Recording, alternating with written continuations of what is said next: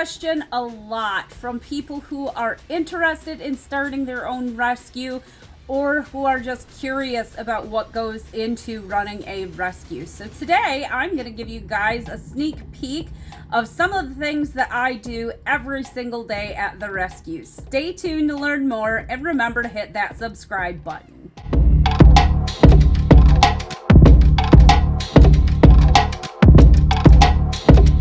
In the morning, I heat up all of the chop for the birds. I have actually found that they like it a little bit warm. So that's what I'm gonna do right now, and then I will go to the rescue and get the birds going for their morning. Yeah.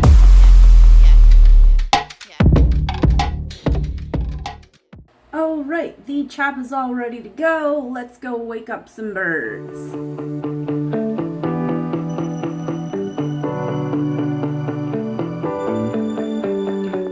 Alright, time to fill up some chopped dishes.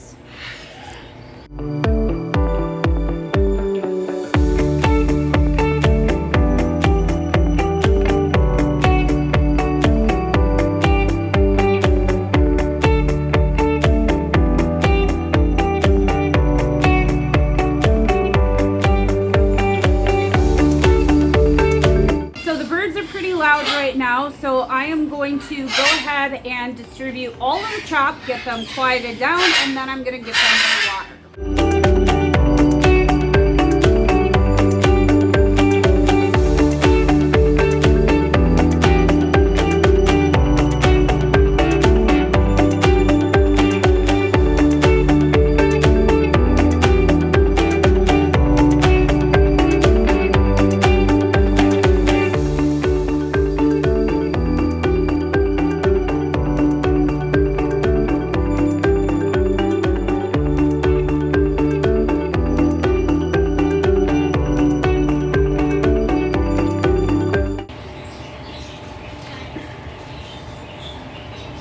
My hitchhiker decided that he wanted to eat out of my hand.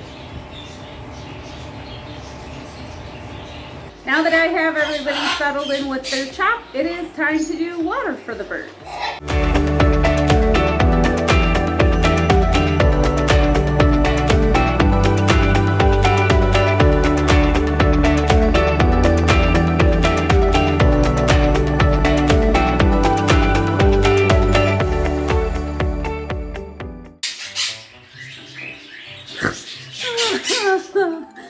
Chicken is eating her chop in the weirdest way possible.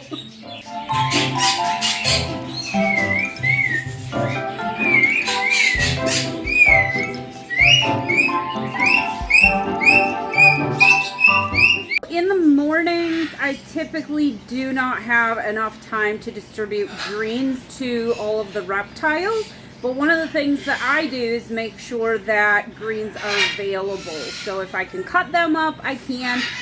If I can't, then I have some wonderful volunteers who come in and they feed the reptiles greens at around lunchtime. The other reason for that is because in the morning when the lights turn on, the reptiles are not always fully heated up and awake, and they really are not interested in eating those greens. So we want to make them as fresh as possible for the reptiles. So my chores in the morning consists of taking care of the birds. So I get that done. It takes me 40 to 50 minutes to get that done, and then I hop upstairs and I'm on my way to my full-time job. So right now I am headed into the rescue so that I can prepare for tomorrow's bird chop and kind of take care of all the animals and get all the reptiles taken care of for the evening. And then I shut the blinds and I put them to bed, and then I come back in the morning. Start my evening by gathering up all of the chop dishes, and then I'm gonna get them washed, and I'm gonna get the chop out of the freezer for the birds tomorrow morning. A lot of the birds do not like me wearing a hat, but too bad for tonight.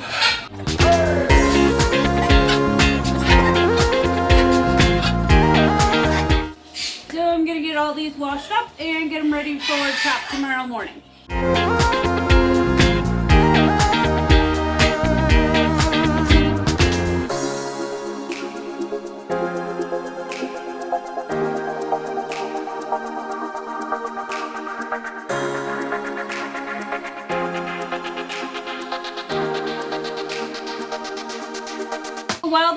are soaking, I like to get my chop out of the freezer and get that set up in a bowl.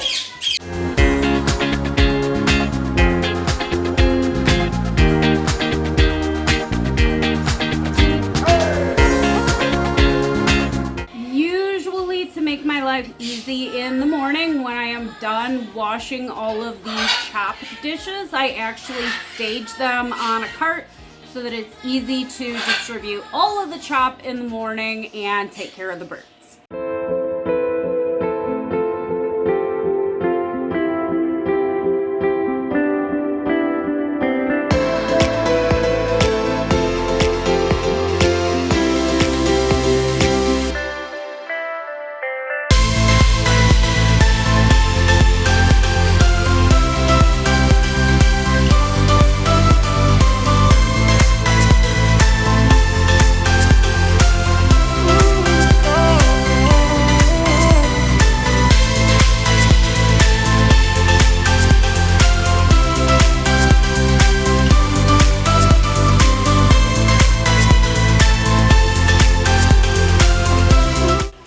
So all of the dishes are washed, everything is on a cart. I am ready to go for tomorrow morning.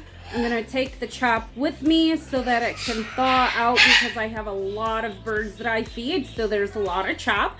So I will be back then tomorrow morning and start everything all over again.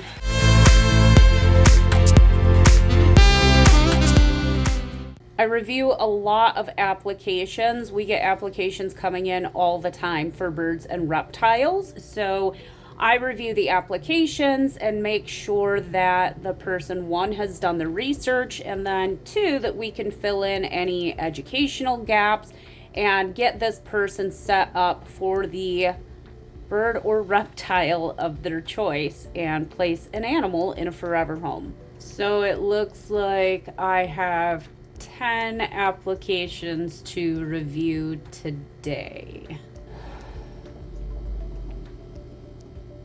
So this person just lost their bird who was paired with another bird, and they are asking for advice on what they should do about the remaining bird and how to take care of it and how to make sure that it's okay now that it no longer has its partner.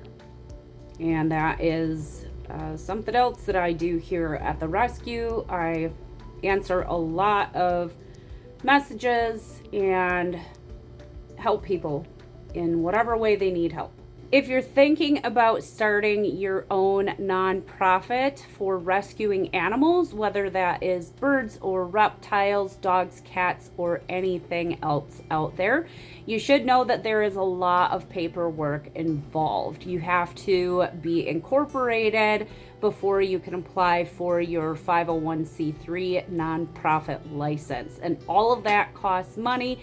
Takes a lot of time. You have to come up with articles and establish your officers, all kinds of fun stuff that goes into starting a rescue. So before I founded the rescue in 2015, I did a lot of research. I was researching for approximately a year. I wanted to make sure that I had all of my ducks in a row.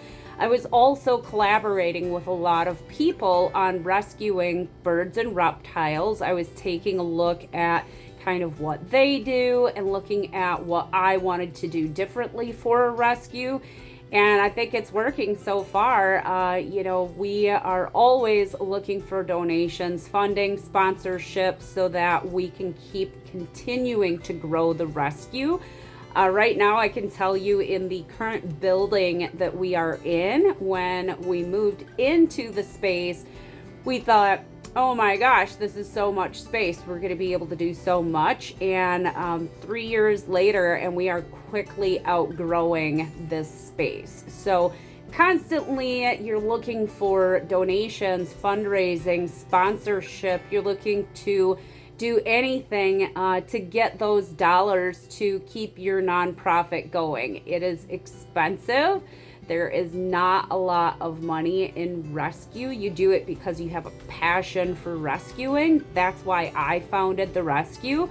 but I also have a full-time job on top of the rescue because, again, there is no money in rescue. Everything that we do, it goes right back into the rescue, right back into supporting our mission. Thank you guys so much for watching this week's video. If you have any questions, as always, feel free to reach out to us either via our Facebook page or by email, and I hope you guys have an awesome day.